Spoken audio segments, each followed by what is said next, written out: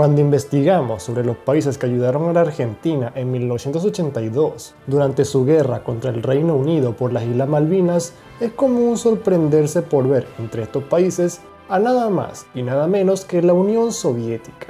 ¿Un país comunista apoyando a un gobierno capitalista, nacionalista y anticomunista?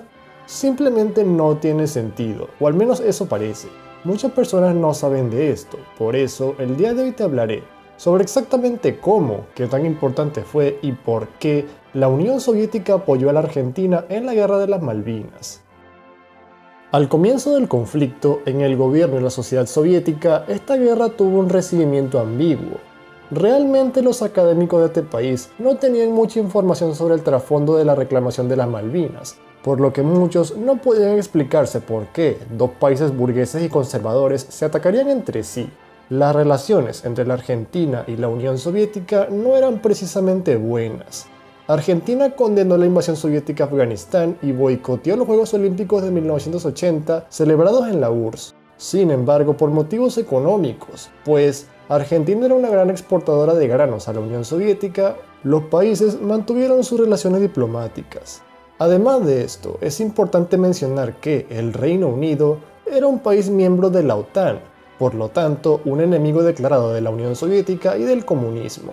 Todo esto hizo que se dieran las condiciones adecuadas para que los soviéticos vieran con buenos ojos la acción armada argentina. En medio de la guerra, en 1982, la Unión Soviética posicionó a algunos de sus satélites en el Atlántico Sur con el fin de obtener imágenes satelitales sobre cualquier movimiento de barcos británicos.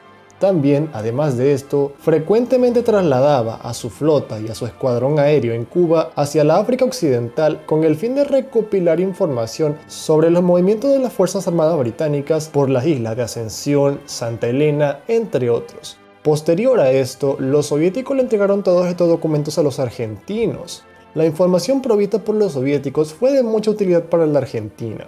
Muchos de los más exitosos movimientos militares del país sudamericano, como por ejemplo el ataque al portaaviones HMS Invincible, fueron posibles gracias a los documentos soviéticos.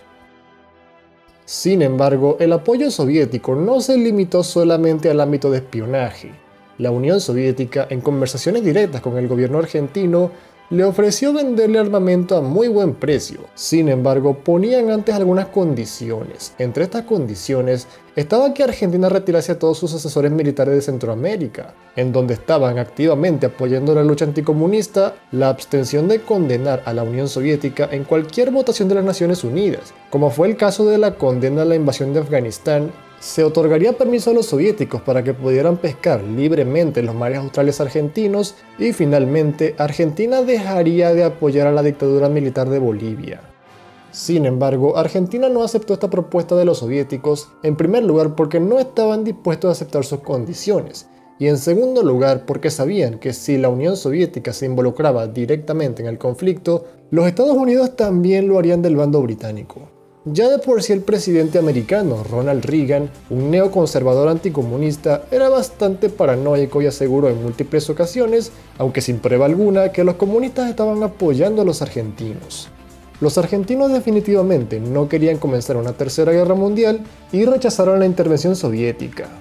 Es importante resaltar que Argentina sí recibió armamento soviético durante el conflicto, pero no le fue entregado directamente por la URSS, sino que le fue entregado por terceros, como Libia, Perú o Cuba.